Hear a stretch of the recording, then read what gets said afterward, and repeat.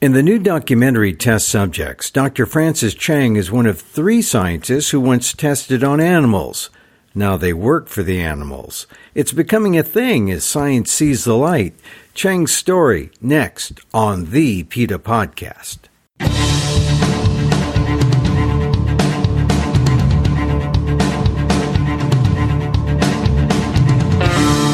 Welcome to the PETA podcast. I'm Emil Guillermo, your host for this behind-the-scenes look at PETA, the largest animal rights organization in the world. Here we talk to the key players at PETA and the movement and ask them about how animal rights change their lives and how they stay motivated to make the world a better place for the animals. On today's episode, a new documentary by PETA on 3 vivisectors who crossed over to the truth to save the animals. Dr. Francis Cheng still laments what she did to her test subjects. So there comes a choice, like, should I stay, should I leave? And like I talk about in the film, like, I don't know if I made the right decision, but I chose to stay. And I continued to kill for like a good 3 years, knowing that it is wrong. Still feel for what you did to those animals. Yeah. That's the short answer, yes. I think it's really hard to erase those memories. And I also think that just the act of killing and torturing is it leaves a scar on you. Dr. Francis Cheng, who along with Dr. Emily Trunnell and Dr. Amy Klippinger are all scientists featured in the new PETA documentary Test Subjects. Check out our story notes for links to the documentary. Cheng talks about how she came from Taiwan to the U.S. to be a biologist, but then learned how most of her experiments on animals had little relevance to people. So then why was she torturing animals? Her recognition of that is outlined in an emotional journey that haunts her to this day.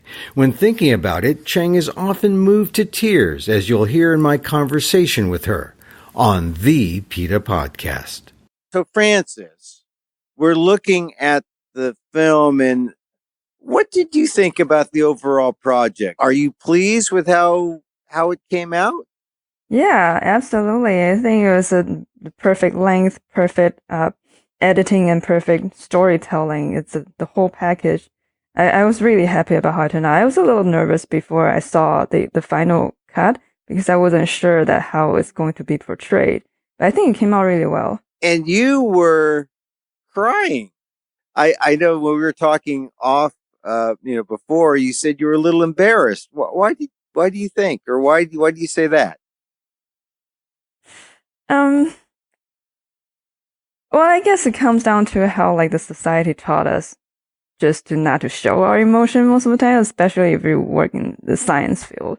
You know how they always talk about you have to have this emotional maturity. There shouldn't be, so sympathize with animals and their suffering and all that. You shouldn't cry when you see animal suffering is basically what they're trying to teach you. So I guess I still have a little of that mindset, but I shouldn't be, like it is what it is. I should have those emotions that are true to me, and I'm glad I get a chance to get it out there and show people how it really is. Do you really think that was what they were doing when you were going through school? That they were all throughout school, from the elementary, secondary, higher education, in science education, do you think that was really one of their main purposes, to sort of detach and not feel the empathy that you're feeling? I wouldn't say it's a purpose. I would say that's a requirement. Because if you're so emotional about the process, you wouldn't be able to do it. So they sort of just numbed you through the process, and they started with the species that you're more likely to be detached from. So like, earthworms, fish and shrimps, and then they move it way up to like, vertebrates. Mm-hmm. So I think it's a process of desensitization, and it's something that if you're not comfortable doing it, you wouldn't be in the field. Yeah. So I would say that that's a requirement, basically. Yeah, but you're saying that it's this inculcation of desensitization. It is. I mean, it's really ironic, and in one way, like, in one way, you should care because ultimately you're trying to treat an illness. You should have sympathy for that, but at the same time, because the system uses animals, and to be able to do that, you have to be able to be desensitized. Yeah, it's a weird situation that a scientist has to be in. I mean, if a scientist is using animals, that is. Well, you found this disconnect early on. I mean, you you grew up in what part of Asia? Taiwan. You grew up Taiwan. in Taiwan, and there's a real sort of touching moment where you talk about how you felt like it was a calling, that you were you found that dissection was your talent almost. Yeah, I sounded gross, I know. Well, it's not gross. It's just that, some people say, oh, well, I picked up the violin and I started playing a sonata, like from memory almost instantly, or I started playing the piano. I've never heard anyone say I had a gift for dissection. I was good with my hands, is what it is. It can be used in many different traits, but like dissection is what I was doing at the moment. But I was successfully desensitized. Yeah. Up to the point where I found out that actually doesn't help nobody. Yeah. Well, what's funny is, like I said, I've never heard anyone say, I have a gift for dissection, and there you were, and you're a little kid well, you graduated from college in Taiwan, right? Mm-hmm. And then you felt it was your calling to come clear across the world to the United States to pursue your PhD. Tell me about that big step. How big a step was that? It's a huge step, like 12 hours time difference step. Literally, like Taiwan and United States, like across, it's the opposite point on the globe. So it's the longest distance that you can have. Yeah. It's a big change, no doubt, but I didn't think much of it because a lot of my friends and all my three sisters, they all came to the United States to get their advanced degrees. So it's sort of like normal where I'm from. Yeah, but it's just I found my calling actually when I was in middle school. So I started my training pretty early, and I knew that. Well, I knew that's what I was doing. That I wanted to do then. So I went to college with the mindset of getting a PhD. So I jumped the master degree and then went from bachelor's degree straight to PhD. Yeah. And that brought you to the United States. Right. Now, you mentioned middle school where you found your calling. What was it that you were dissecting? Was it a flatworm? Was it what was it? There were all kinds. We had fish, frogs, mice, rats, a pig's head that you can get from just the market. Yeah, there are several different species. And what was your feeling? You were disconnected at that point. I was totally disconnected. I didn't feel a thing. I was just really happy. Oh, like this is neat. It's cool. Like I'm one of the cool kids that get to do this. It's gross, but yeah, that's how I felt back then. And then how do you think the animals felt to be in a position so you could dissect them? Did you ever think about them? So that's the tricky part because the teachers will prepare the animals for you. So the animals will come to you already anesthetized, so they don't have any motion or reactions to anything. So you don't think about that aspect because you're not the one to put them to sleep. Mm. Yeah, so that's how they trick you. Yeah. They tricked you. Did you? I mean, now you If look I back. was the one who put the drugs to put them to sleep, then I perhaps will think differently. Yeah. So now, in retrospect, you see it as a trick. But back then, you just said, I'm smart, Francis. I want to be a PhD by the time I'm 25, and I need to get going with my work, right? Yeah. Yeah. So you come clear cross country. You're now here. What was it that got you that said, "Hey, something's wrong here"? So I was in the middle of my project, and I had a hard time to make the animals present the same symptoms as humans do. And specifically, we were feeding rats saturated high-fat diet, and we were trying to see if they would do better or worse when they had a heart attack when they're on this diet. So you know how like humans, when you have a heart attack and you continue on this high-fat saturated fat diet, the heart failure will progress worse. But in our rat model, it was the opposite. Well, And wait a minute. it Wait a minute. Wait a minute. You gave a high fat diet to the rats, yeah. and the rats didn't didn't get worse. Like for humans, they got better. Yeah, compared to normal chow, so their normal laboratory diet. Well, wait a minute. That's the perfect test for the high fat meat industry. We weren't funded by any industry, just to be good. But yeah, that sounds like the perfect scenario, right? So Yeah. and then the lab was like really surprised by this finding. But so when there's a surprise, interesting finding, they get distracted and they would just like go down to try to find the details of the mechanism of what contributing to that phenomenon. They didn't, take a step back and think, okay, why is this different from humans? They're just trying to say, oh, like this is interesting. Let's find out what's making the rat behaving this way, and maybe that can be something that would be useful for the scientific community later on. But they didn't, pause and think, why is this rat behaving better on this high-fat diet compared to normal diet when it's the opposite in humans? Yeah. And I didn't think of it either until the point when my paper was about to be published and it's going through the review rounds, and one of the reviewers say, well, it's well known that the rodents, they don't have this particular protein that change the bad cholesterol to good cholesterol, or like shuffling in between the cholesterols. So it's known that rodents can function pretty well on high-fat diet.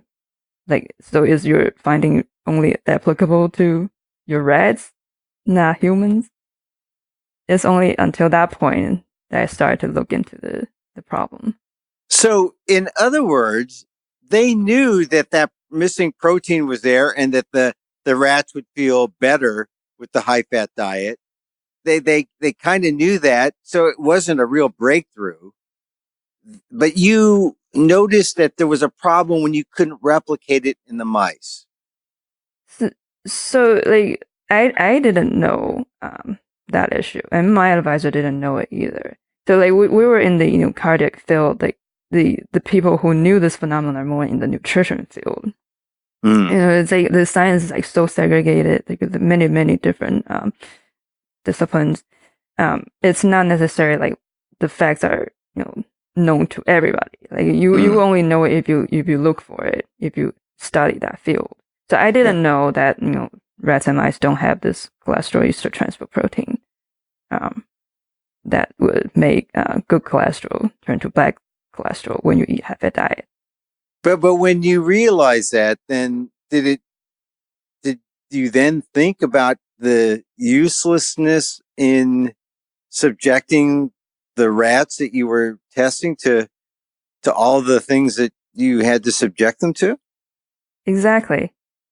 Yeah, it was like just like a aha moment. Like, wow, this is why they behave so differently from humans. They don't even have this protein, that humans do. Why are we using rats and mice? Yeah, it's like the difference is like night and day. Like before, I found out about the truth about animal testing, I didn't feel a thing, like I said. But after that point, it's like, I feel everything is like times 10. Yeah. Is that why you cried? Mm-hmm. It's sort of like, like when you went from like eating meat to vegan, you can no longer see that meat to be just a meat. Does that make sense? You see a piece of meat on a plate, you see the animal. It's sort of like that for me with animal testing. And then when you realized that, what did that make you think about all the things that you'd done previously in the name of science? Or what did it make you think about just the whole endeavor that you were going through of testing on animals and trying to come up with conclusions that didn't really make any sense because they weren't you couldn't correlate what you found with the rats to humans. Mm-hmm. Well, I was angry at first because I feel like I've been lied to in my whole life by so many people for so many years. And I spent a lot of money and I flew across the globe to be away from my family, my friends, and to pursue this thing that turned out to be fake. So yeah, angry, very angry at first, but then I soon realized that all those people who were lying to me, they weren't really lying. They believed it themselves that animal testing is the way to go. They were misled too. Just the system taught them that way, and then they taught me this way. And then I just felt this profound sadness, like hopelessness, even. Like, how do we change this? How do we turn this around? If everybody in this is just, so blind to the truth. So profound sadness. And that's why you cry. Mm-hmm.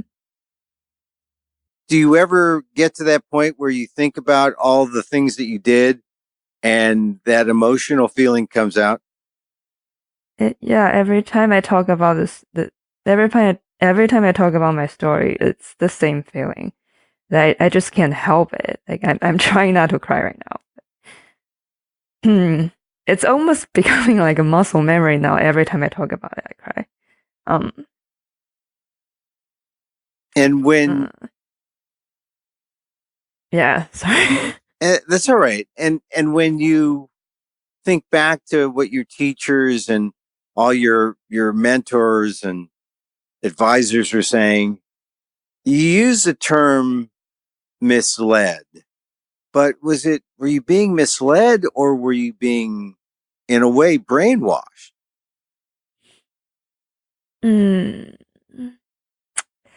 Well, I think all the professors that I encounter, they don't intend to lie to anybody or mislead anybody.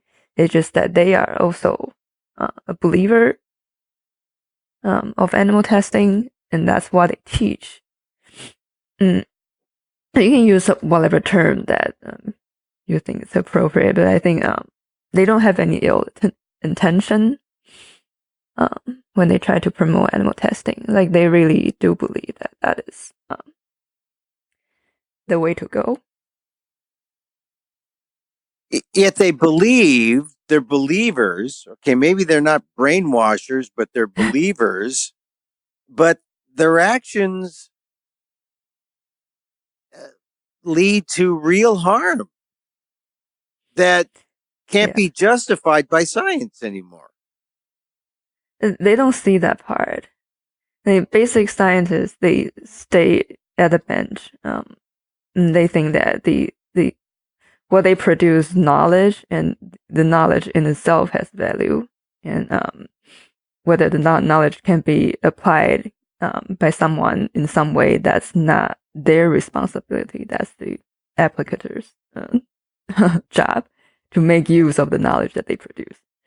So they don't think that, and they don't look at the harm that it causes, because they have this inherent belief that like on the scale, it would be a net positive because there would be some kind of benefit down the road, even though it's not readily measurable.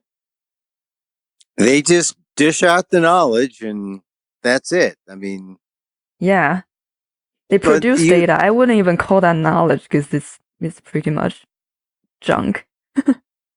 They produce information that can be debated or can be debunked, but they produce something. They didn't do nothing, but it's nothing coated with, or it's actually, I don't want to say evil, but there is cruelty that's coated with data. There's definitely cruelty involved, yes. And so you have just stated their justification. How difficult is it for you to extricate yourself from that world? Because that's the buy-in, right? You got to buy into that world. And now that you've seen the light, I don't know if the light is, you've just seen the creature or the being that you're testing on for what it is, which is a living being. How do you extricate yourself and say, I'm a different Dr. Francis now? Well, it was just a really hard situation to be in because when I realized the truth, I was just in the middle. I was nowhere near done with my PhD. I was in the middle of it. So there comes a choice, like, should I stay? Should I leave? And like I talk about in the film, like, I don't know if I made the right decision, but I chose to stay. And I continued to kill for like a good 3 years, knowing that it is wrong. Sorry, you're gonna have to edit a lot of this out because I just have to pause to correct myself. No, the point is, I guess it's clear to everyone who's listening that you still feel for what you did. You still feel for what you did to those animals. Yeah. That's the short answer, yes. I think it's really hard to erase those memories. And I also think that just the act of killing and torturing is it leaves a scar on you.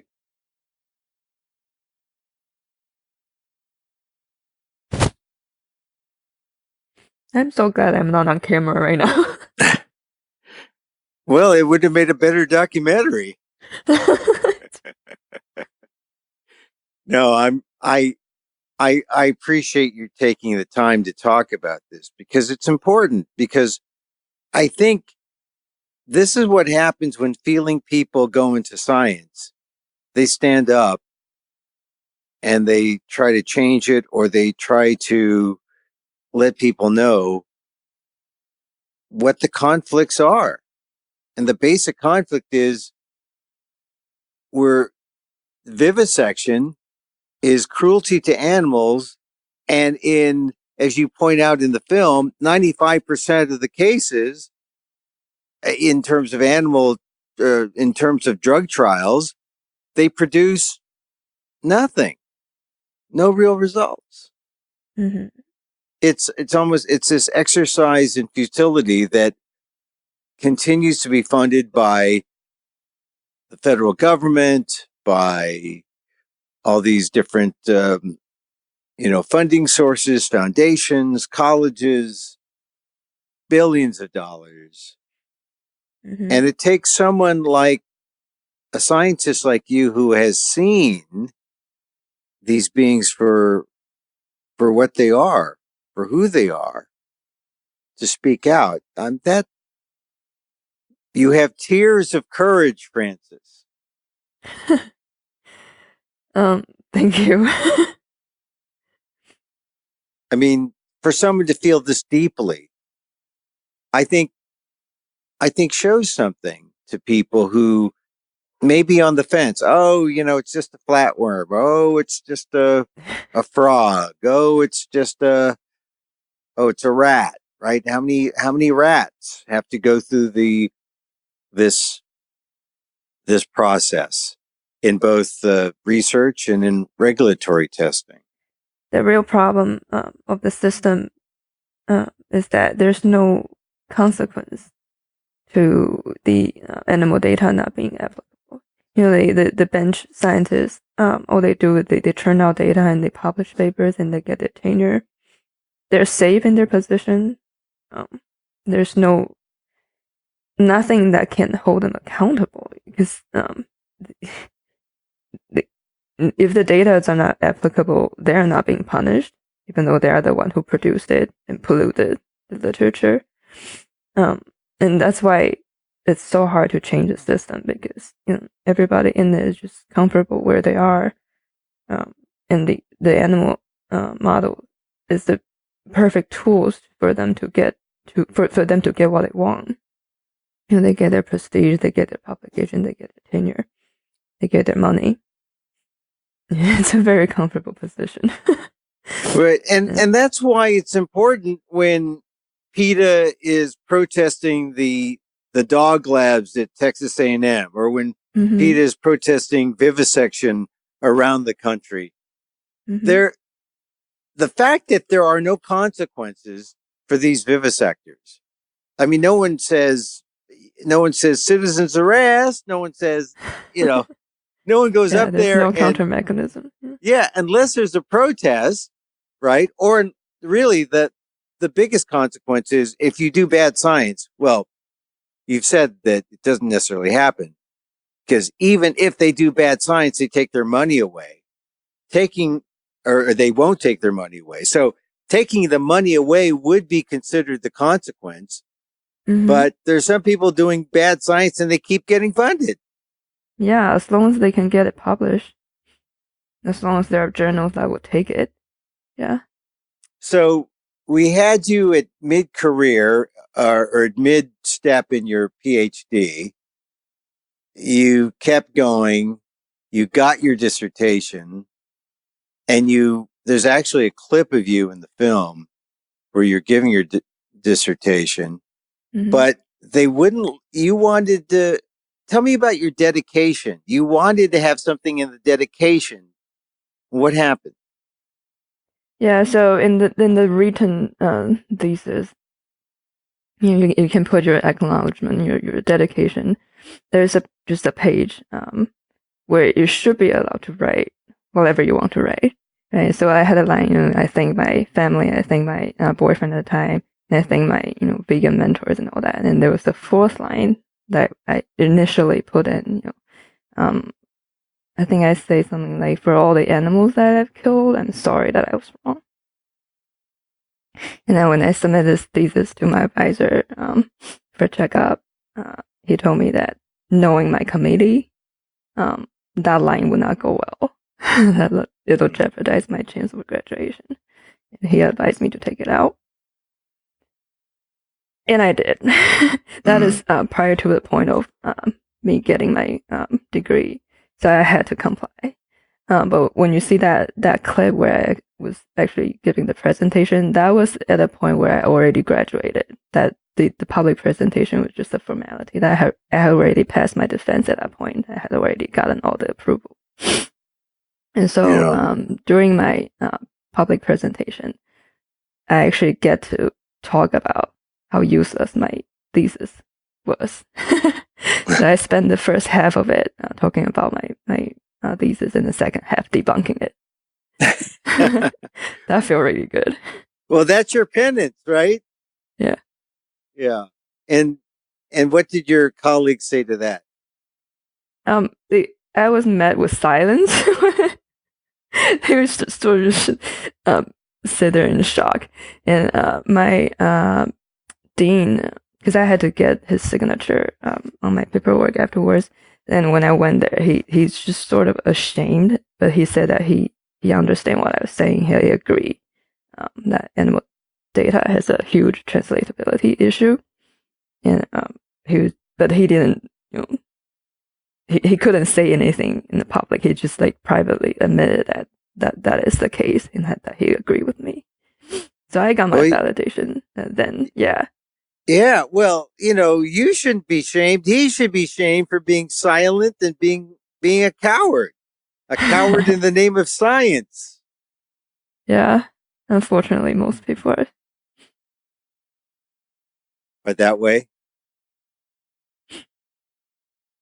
one of the things that you also bring out in the film is that, well, now you work for PETA, and now you can go out there and actually save animals and speak out against animal testing.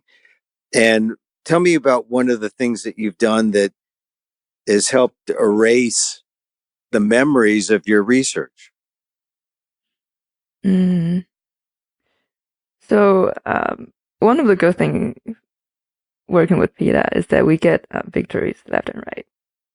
So I mentioned that I have an Excel file that I keep that tally all the animals that are saved in given cases, and I tabulate it and then calculate against the animals that I've killed.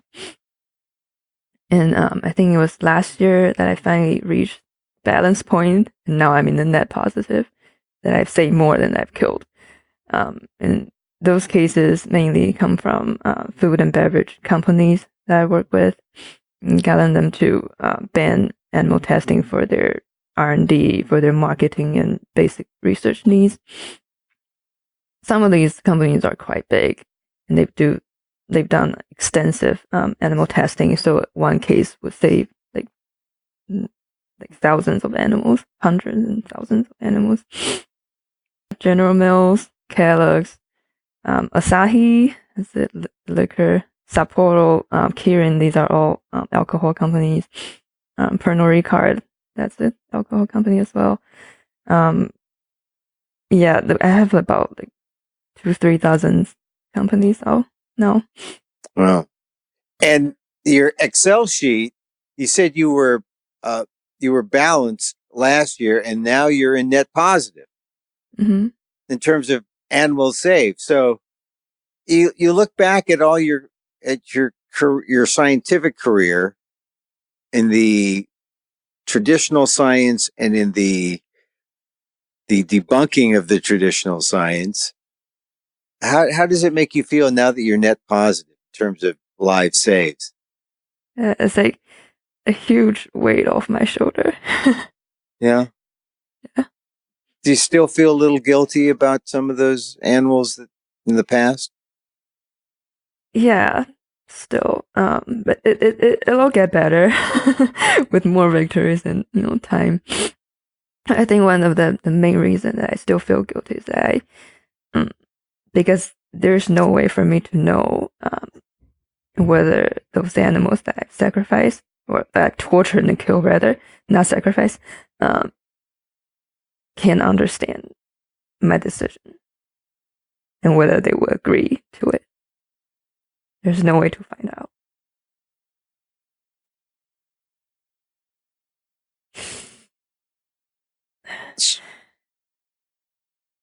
Francis. Sorry. Thank you very much. No. Thank you very much for your time. People should see test subjects online. Go to PETA.org.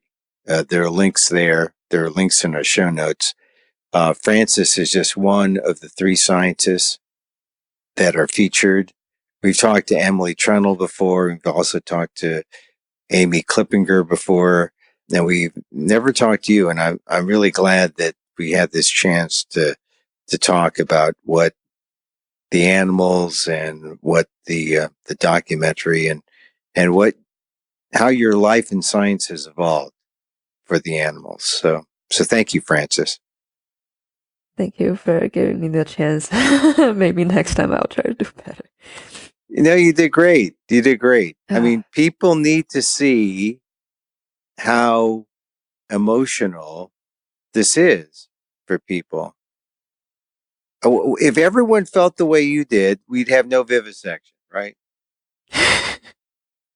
We could end vivisection in a day if we all had that feeling. So we have to teach people to get that feeling. How can we do that? I don't know. I think most people who can sympathize would not stay in the field. Yeah. Well, I mean, most people... That's one other thing that people keep saying, well, most scientists support animal testing.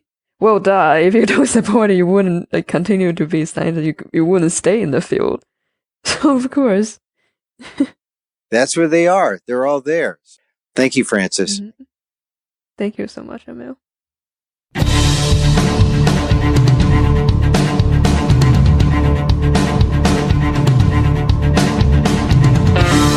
Dr. Frances Cheng, Senior Science Advisor for PETA. See her and the 2 other former vivisectors who've now joined PETA to save the animals on Test Subjects, a new PETA documentary.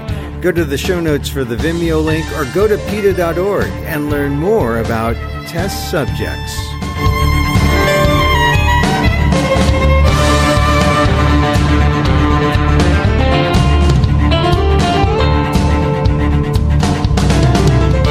And that's our program. Hey, you can contact us at PETA.org. You can find me on Twitter at Emil Amok, that's EMILAMOK, or on ALDEF, AALDEF.org/blog, or AMOK.com. And if you're listening when this originally drops in mid-December, then you know the holidays are approaching. From our studios at PETA Podcast Central, the happiest of holidays to you. And don't forget the animals.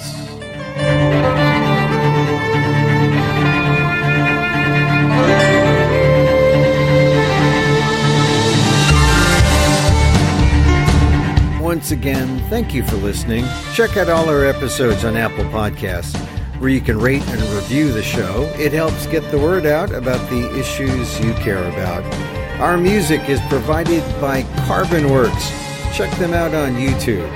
Join us again next time for more insight into animal rights and the fight for a cruelty-free world on the PETA Podcast. I'm Emil Guillermo.